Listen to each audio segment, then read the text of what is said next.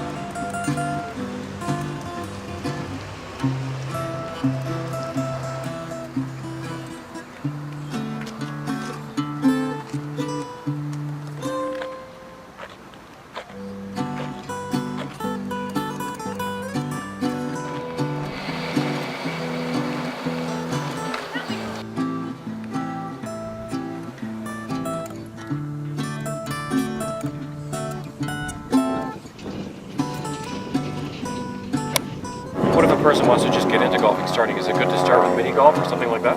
Well, it is good to start with, I guess, mini golf to get the interest there. But I recommend going to like a world-class practice facility like we have at Taboo here. Right. I think golfers rush out onto the golf course. One, not learning the etiquette of how to act. Right. And safety, for themselves. So safety protocols. Yeah, protocol and etiquette, we call it, is the terminology we use in the golf industry. Where they come to the driving range and they're working with a teaching professional, we can work there and give them the tools so that they can go onto the golf course. Then the novice golfer isn't, hindering, or they're not worried about how they play, and they can move along and understand that, you're not going to hit the perfect shot all the time. Right. We'd love to do that. Sure. I mean, if we do that, we'd be playing with Mike every weekend, and so that's where I think, I recommend that the novice golfer go to the driving range, get some lessons, and get started in the right direction. Right-handed golfer, we're going to take our left hand and we're going to place the golf club across our fingers of our left hand, and bring your hand over so that now you'll see a V form between your thumb and your finger. Right. Okay? You want to make sure that your fingers are kept tight together, as you see right here. We don't want to let them space. Like that. Exactly. Okay. So that in turn, you'll see this V, which points to your right shoulder. So that's your first checkpoint. So you're going to get like that. We're going to place the baby finger on top of those fingers on your top hand.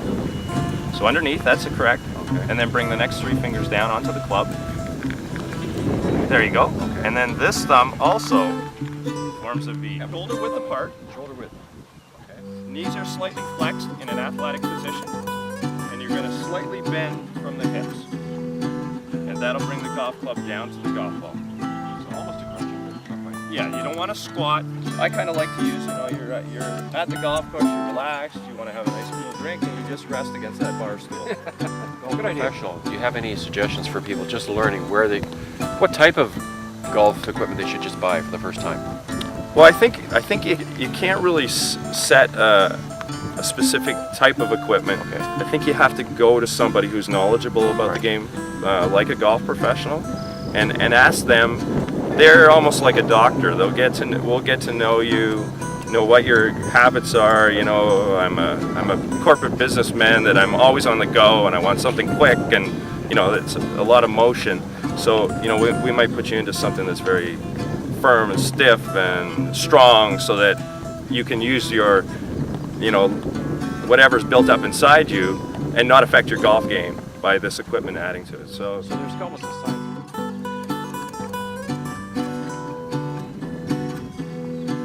Dynamic balance system, yes. We're the only ones in Canada to have this great tool for teaching.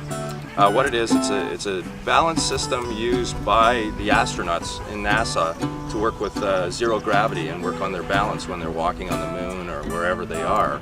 And now we brought it to the golf world, And you'll see that when a golfer is off balance, their shots dictate where they go and usually not in the right direction that they want.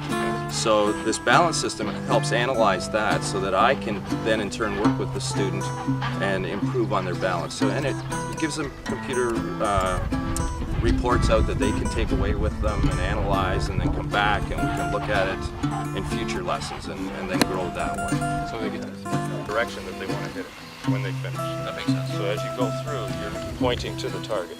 It's like a navigation system. Exactly.